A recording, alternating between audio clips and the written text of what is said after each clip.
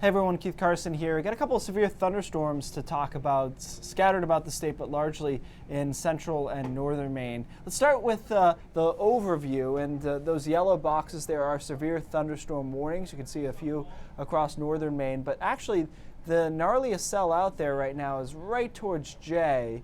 And look at this thing. This is definitely putting down hail right now, and probably some pretty good sized hail. We can tell that based on the reflectivity. See that purple ball in the middle? That's the radar sending back the signal that there are very large objects in the center of this storm. And so most likely what you're talking about there is hail. So inbound to J and coming into Livermore Falls as well, and going to cross over Route 4.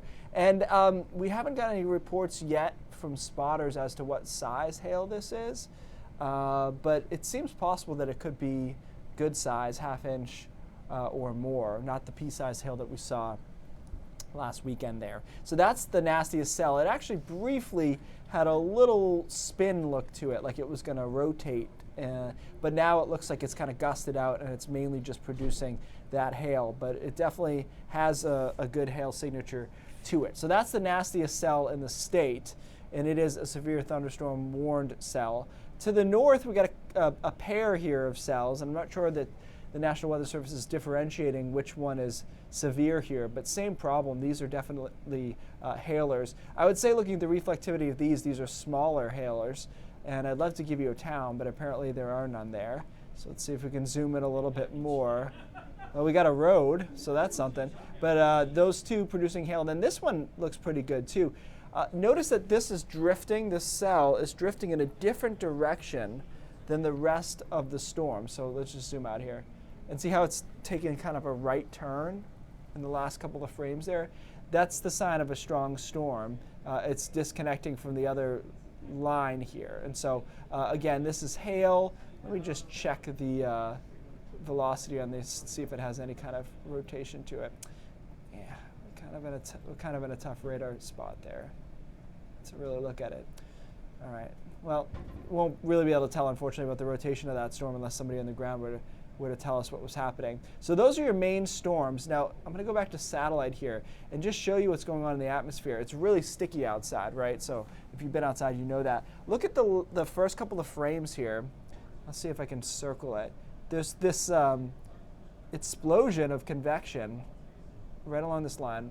Wait for it. See that? Upward moving air really quickly. So the atmosphere is primed to produce more thunderstorms. It's just a matter of where they're produced and where they move through. So again, that's the line that I'm watching, and there's a couple behind it trying to form right on the outflow boundary of this main storm towards J, coming into Rumford. Now we're pretty close there to that wind turbine. All right, there's the turbine there actually. Okay, pretty close to the wind turbine. Just to the northwest of Rumford is another cell right behind it. So what happens sometimes is these storms, they produce what's called outflow. So they kick out cooler air, kind of like exhaust for a thunderstorm. And as that cooler air spreads out, it can create another area of rising air for thunderstorms. And so it basically, other thunderstorms can beget thunderstorms. And that's what's happening in the back end of this big cell here. And you'll probably see it a little bit with these cells too, where they're spitting out exhaust, if you will, and then the back edge is giving you more thunderstorms. So those are the ones to watch. And this is severe thunderstorm warned. I'm not sure how long this one is valid for, but it looks 4:30. Thank you, Jess. I bet it will outrun the box before 4:30, so they might have to issue another one. And is on its current path. Not only is it J, it's imminent there. It may sneak into Augusta if it can stay together, so that's something to keep an eye on. And again, that hail could be half-inch size or more. So there is not going to be likely, let me just check the cloud tops. So this is a cool product. This is called storm height. So it shows you how far in the atmosphere the thunderstorm is reaching. And that's pretty pertinent to hail development because you need a thunderstorm minimum 30,000, better if it's over 35,000 and up to 40,000 feet to produce hail. And if you look at the center of where that storm is, let's pause this for a second. See that little area there of orange? That correlates to over 40,000 feet vertically.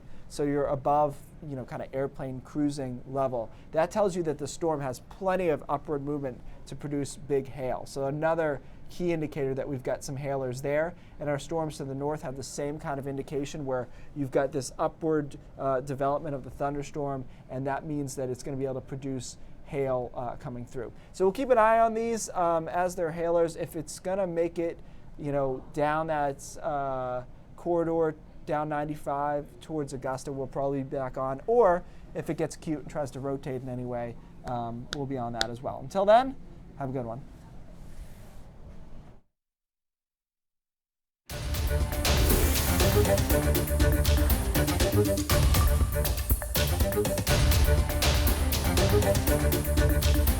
Thank you.